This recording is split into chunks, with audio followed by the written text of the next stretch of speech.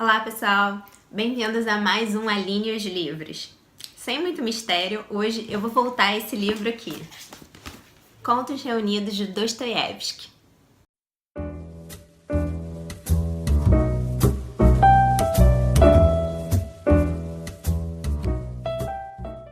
Eu não imaginei que o meu vídeo sobre esse livro daria tanto ibope.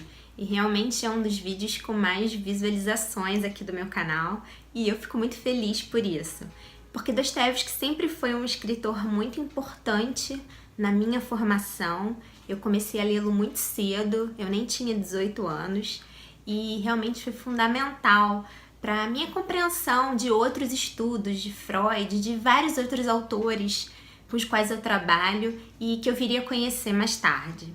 Então eu decidi fazer esse vídeo porque sempre que sai um livro novo, alguma coletânea de conto russo, eu gosto de comprar e de ter. E mesmo que eu não leia imediatamente, eu gosto de estar próxima desse tipo de literatura, desse tipo de conteúdo, desse tipo de estética. Eu gosto muito dos russos, gosto muito dos escritores e Dostoiévski é um dos meus preferidos. Talvez até um dos que eu mais li. Esse livro, Contos Reunidos, ele é interessante porque ele mistura narrativas bem do iniciozinho da carreira de Dostoiévski. Vocês vão ver aqui, por exemplo, que tem contos de 1846 e contos que são de 1876, ou seja, contos com 30 anos de diferença. Dá pra gente acompanhar nesse livro a evolução do Dostoiévski, dá pra gente acompanhar todo o percurso dele como homem, já que em 1846 ele ainda não tinha sido exilado na Sibéria, ele foi exilado em 1849, no governo do Nicolau I. Eu não estudei muito esse czar, mas ele era o filho mais novo do Paulo. Paulo. Ele era o filho da Catarina. Quem tá acompanhando os meus vídeos sobre a Catarina Grande vai reconhecer esse nome lá. Esse Nicolau I era um czar rédea curta e o Dostoiévski foi exilado em 1849. Então esses contos aqui, eles vão mostrar as experiências de vida do Dostoiévski, tudo o que aconteceu na vida dele, profissional, emocional, romântica, e como isso está presente de vários modos nas suas narrativas. Muitos de vocês estão me perguntando no Instagram. Aliás, se você ainda não me segue no Instagram, lá eu sou Aline Livros e quase que diariamente eu posto fotos, vídeos, coisinhas da minha vida cotidiana, das leituras que eu tô fazendo, das coisas interessantes que tem a ver com cultura que eu fiz, viagens, enfim, me segue lá no Instagram. Vocês me perguntam, você acha que realmente é legal começar por esse livro? Eu até falei no meu primeiro vídeo que eu achava legal para quem nunca tinha tido nenhuma experiência com Dostoiévski. Sim, eu continuo achando que é muito legal, porque são narrativas curtas, tem narrativas aqui de 5, 6 páginas e tem narrativas mais longas, como Crocodilo, que tem quase 40, tem O Sonho de Raskolnikov, que é uma parte do Grande Crime e Castigo, então vocês vão ter contato com o Crime e Castigo. Tem um conto super famoso que fica dentro do livro, Os Irmãos Karamazov, que se chama O Grande Inquisidor, e esse é um livro de 1880, quer dizer, já é um livro mais tardio. Então tem aqui um pouco de tudo, desse grande universo que é o Dostoiévski, que é a mente dele, que é esse legado literário fantástico e tão cru, tão duro que ele nos deixou. E antes de fazer esse vídeo eu tava pensando, caramba, mas sempre que eu falo sobre Dostoiévski, eu falo muito. Eu me torno muito prolixa. E é alguma coisa que eu acho interessante de comentar com vocês, porque muita coisa no Dostoiévski, aqui nesse livro, talvez nem tanto, com exceção de alguns contos, tem mais uma coisa de humor, uma coisa sarcástica, uma coisa que analisa o casamento, a traição. Mas em muitos livros de Dostoiévski tem esse encontro com alguma coisa que fica descoberta pelas palavras. Então eu acho que a gente tende a falar demais para exatamente tentar recobrir essa parte que escapa à nossa própria verbalização. A gente se encontra com coisas ali que, por mais que a gente narre o livro, narre a história, narre a experiência com aquela leitura sempre fica algo ali descoberto, um fio solto. Essa impressão que o livro causa, esse efeito que o livro opera sobre a gente, é uma espécie de agitação que nos faz falar bastante, tentar analisar, tentar esmiuçar o que ele nos conta, para então lidar com essas emoções que são muito profundas, mas que talvez não sejam nem exatamente veiculadas pelo texto. É alguma coisa da imagem dos livros dele, alguma coisa que é transmitida pela palavra, mas que está além da palavra. É alguma coisa que toca, em especial, cada um de nós.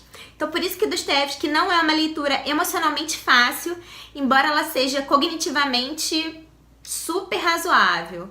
Não é uma linguagem difícil. Se você tem alguma implicância com esses nomes russos, não sabe ainda direito pronunciar, tenta pronunciar mesmo errado e mergulha, porque são personagens universais. Eles poderiam ser russos, mas poderiam ter outros nomes, e eles seriam ainda assim personagens que falam para todas as pessoas, independente da nacionalidade delas. E no vídeo de hoje eu vou contar para vocês duas dessas narrativas, duas das que eu acho as principais. A primeira delas se chama Bobok, que significa fava em português, e a segunda se chama O Crocodilo. Então vem comigo conhecer um pouquinho dessas histórias.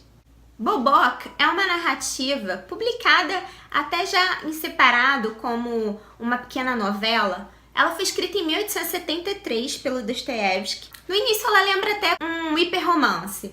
A pessoa que está publicando, o editor, diz que vai publicar uma nota de uma certa pessoa.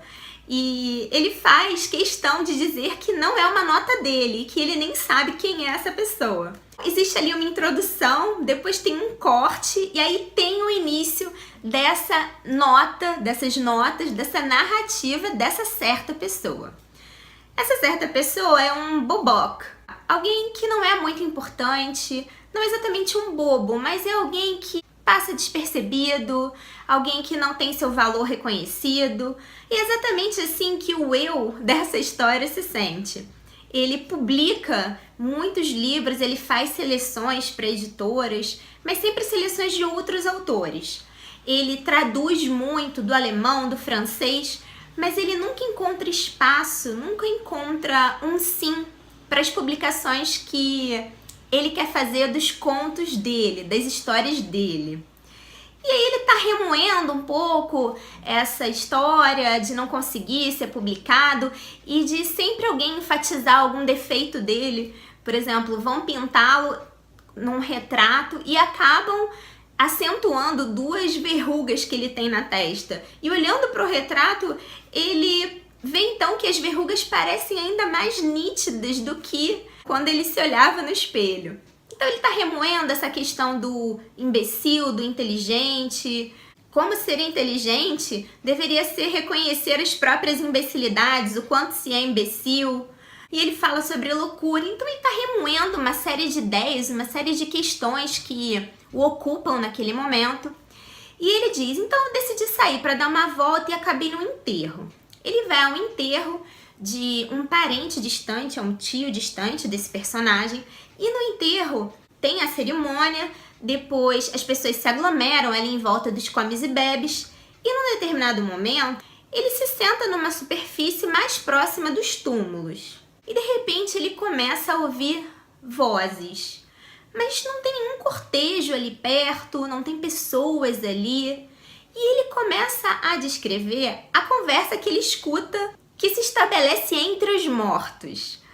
E tem vários personagens, tem uma mocinha cocote, muito bonitinha, muito assanhada, tem um general aposentado, muito tradicionalista, tem o secretário dele, que realmente se dirige às pessoas antes que ele se coloque, com toda a formalidade. E tem muitos personagens. Alguns são completamente desconhecidos uns para os outros. E muitos ali se reconhecem quando se escutam, quando escutam ali aquela voz.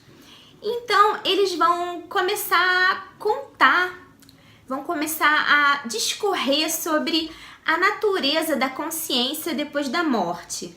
eles vão descrever os outros defuntos e é como se fosse uma cosmogonia da vida após a morte, isso que o Dostoiévski faz. Então, esse narrador que vê seus contos serem rejeitados, ele vai falar ali sobre aquelas ideias que os mortos estão tratando. E um personagem, um dos defuntos, vai começar a dizer então que após a morte existe um sono e 2 meses depois o defunto desperta para uma espécie de consciência. Então tudo que ele sente, tudo que ele vê, tudo que ele vive e experimenta ali não é exatamente de um cadáver, mas é como se ele vivesse como consciência por um certo período de tempo até que viesse então o sono profundo. E para alguns esse sono profundo viria depois de 6 meses dessa experiência como uma consciência independente do corpo, e aí eles falariam, discutiriam entre si, e tem outros até que só vão adormecer por completo depois de 1 ano de estarem ali enterrados. Os mortos ali naquela consciência da palavra, do diálogo, vão falar sobre as coisas que fizeram em vida, vão falar sobre os próprios crimes. E um deles vai propor o seguinte, que todos se dispam, que eles se dispam das mentiras, que eles fiquem nus e comecem a contar as verdades, já que ali não tem nenhum juiz que possa mandá-los para a prisão, e que existe o juízo de Deus, e que Deus sempre os viu e viu os crimes deles quando eles eram vivos, eles podem ali então se desnudar. E começa então essa série de stripteases morais. Depois vai acontecer alguma coisa que vai interromper esse diálogo. E aí vocês vão saber com a leitura do conto. Mas o interessante é que o personagem narrador, que está descrevendo ali essa experiência de ouvir a conversa dos mortos, ele vai dizer o seguinte: que coisa, as pessoas hoje não estão mais interessadas em ideais. Elas não gostam de ideias, elas só estão interessadas em fenômenos. E aí parece que o narrador vai realmente utilizar esse fenômeno, esse acontecimento de ter ouvido a conversa dos mortos para fazer com que as pessoas ouçam as suas ideias. É como se as ideias ali discutidas por essas consciências dos mortos fossem as nossas ideias, ideias de pessoas vivas, de pessoas que estão ali naquela batalha da vida diária, na batalha das emoções, na batalha histórica da política, enfim. Então, ele vai usar esse recurso do acontecimento, dessa coisa momentosa, de um fenômeno. Ele vai achar ali a metáfora dos mortos que falam, para ver se os vivos que recusam os contos dele acabam por ouvir as suas ideias através do diálogo dos mortos. Então, essa aí foi uma interpretação que eu dei. Vamos ver o que vocês pensam depois que vocês lerem essa história. Falando em fenômeno, essa é a ponte para a segunda história que eu li desse livro. Ela se chama O Crocodilo. O Crocodilo é um pouco anterior e foi escrito em 1865, também posterior ao exílio do Dostoiévski. Então o Crocodilo vai falar sobre um acontecimento. Começou a surgir no século XIX o que se chamou de passagem. O Walter Benjamin, tem um trabalho bastante longo sobre as passagens, se chama o Livro das Passagens. E ele vai então analisar o que representa essa arquitetura, esse novo formato das galerias com lojas, o que isso representa do ponto de vista cultural. Mas não é esse o nosso tema, é só para vocês entenderem mais ou menos o que o Dostoiévski está trazendo aqui. Então, essa estrutura da passagem era uma galeria por onde as pessoas passavam, mesmo elas atravessavam, e ali se tinha de tudo: consultórios médicos, auditórios para conferências públicas de autoridades intelectuais ou políticas. Tinha-se também galeria de arte, né, algumas até. Tinham editoras, vários tipos de negócio, cafés. E num desses lugares, dessa passagem, vai aparecer um alemão com a sua esposa, levando um crocodilo enorme numa tina de cobre. O narrador dessa história vai ser acompanhado por um casal de amigos. Eles vão até o lugar onde o crocodilo está sendo exibido e estão cobrando 1/4 de rublo para cada visitante. E de repente, o crocodilo engole um dos personagens. E esse personagem é o melhor amigo do narrador da história. E aí começa então uma discussão muito interessante do Dostoiévski sobre a propriedade coletiva, a propriedade privada, o investimento do capital estrangeiro, como a Rússia então deveria lidar com esses investimentos do estrangeiro no país. Ele faz uma discussão bem interessante, questiona o lugar do filósofo, do funcionário que fica encostado, deitado de lado, assim como o personagem que é engolido pelo crocodilo e se descobre que ele ainda está vivo lá dentro. E de lá, deitado de lado, ele pretende mudar a humanidade. Afinal, ele não tinha tempo para filosofar enquanto ele era um funcionário público.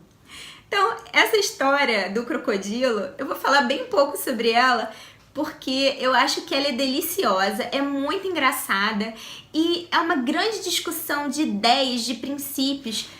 Vocês podem dizer, mas o Dostoiévski tomava parte de certo modo, ele concordava com um lado, discordava do outro. Sim, mas o interessante é que ele dá voz a todos os lados. E os diálogos são maravilhosos e muito engraçados. Aparece a esposa cocote, aparece o alemão sedento por dinheiro, que agora queria cobrar mais do que 4 vezes o valor da entrada para cada visitante que fosse lá conhecer o crocodilo que tinha engolido um funcionário público inteiro. Então é hilário, é imperdível esse conto e essas duas histórias são excelentes nesse livro. Vocês podem até começar por elas ou então começar pelas mais curtinhas, que talvez não sejam tão legais quanto essas duas, mas certamente o livro todo vale a pena. Esse não é o último vídeo sobre esse livro. Ainda vou fazer mais um vídeo sobre 2 histórias bem legais desse livro. Uma delas é Adócio e a outra é O Sonho do Raskolnikov, esse excerto do Crime e Castigo. Bom, pessoal, por hoje é só. Espero que vocês tenham gostado desse vídeo. Esse livro é incrível e não se esqueçam de curtir esse vídeo, deixar seus comentários, dar sugestões. Eu vejo vocês no próximo Aline os Livros.